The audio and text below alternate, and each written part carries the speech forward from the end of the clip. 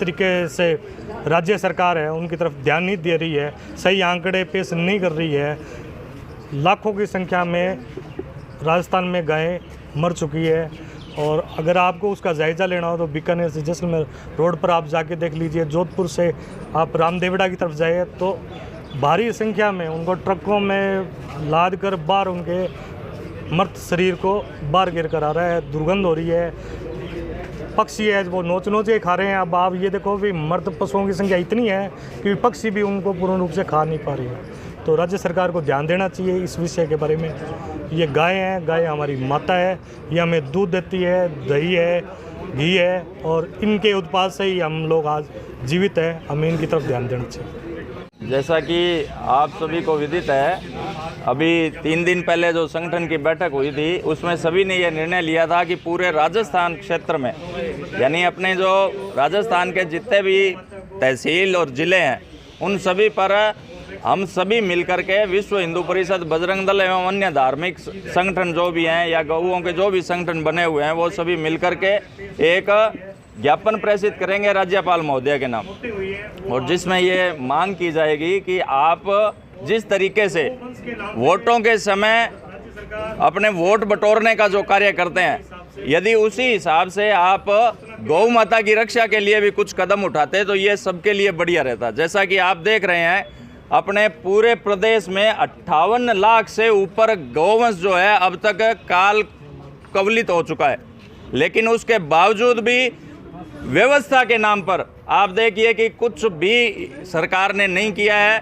जो भी कुछ हो रहा है वो केवल गौ भक्त जो हैं या अन्य जो धार्मिक संगठन है वो अपने स्तर पर कर रहे हैं। अपने हनुमानगढ़ का भी देखें तो रोडावाली में, अपने जोड़कियाँ में और धोलीपाल में एवं अन्य जगहों पर अपने जो कार्यकर्ता हैं, इवन हनुमानगढ़ में भी अपने जो गौ भक्त हैं वो मिलकर के अपने स्तर पर कार्य कर रहे हैं, लेकिन 1% भी किसी भी सरकार का इसमें कोई भी योगदान नहीं है। सबसे बड़ी शर्म की बात है, कई बार ये सोचते हैं कि विडम्बना देखिए कि यदि यही गौ माता वोटिंग करती होती तो सरकार की ये हिम्मत नहीं होती, और जैसे ही 2-4 भी कोई केस इस तरह के होते तो सरकार को अपनी कार्रवाई करनी पड़ती।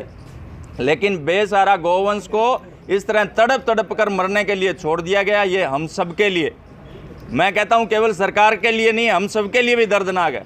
लेकिन सरकार को इसलिए चेताने के लिए आए हैं कि आप छोटी सी बात पर इतना मुआवजा जारी कर देते हैं, जबकि गौवंश जो है वो इस दुर्दशा में है।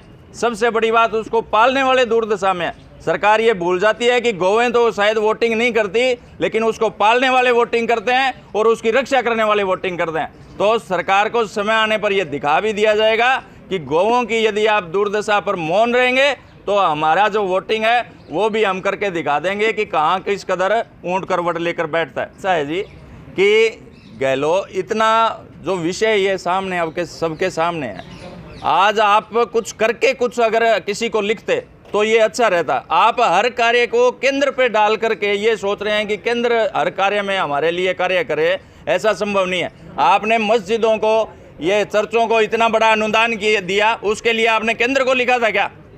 ये सबसे बड़ी शर्म की बात है कि हर छोटे से कार्य के लिए आप केंद्र का दरवाज़ा खटखटाते हैं। मैं कोई उनकी पैरवी नहीं कर रहा, आपने देखा है, आप हमारे सामने, आपने मुझे भी बड़े होते देखा है, कार्यक्रमों को करते देखा है, और आपने ये देखा है कि बीजेपी सरकार के विरुद्ध भी हमने इसी तरह कार्य किया है।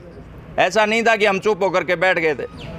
पहले भी इसको लेकर के आज से 2 साल पहले भी हमने इसी तरह एक बार इकट्ठे होकर के ज्ञापन भी दिया था और गौ भक्तों ने एक आंदोलन भी किया था। लेकिन सेस के नाम पर गौवंश का एक तरीके से ये मानो कि मैं गौ माता के नाम पर पैसे भी ले रहा हूँ, लेकिन उसका 10% भी नहीं लगा रहा। तो ये पाप है जी, और ये पाप जो है गहलोत सरकार के माथे पर मंडा हुआ है, जो उतर नहीं सकता।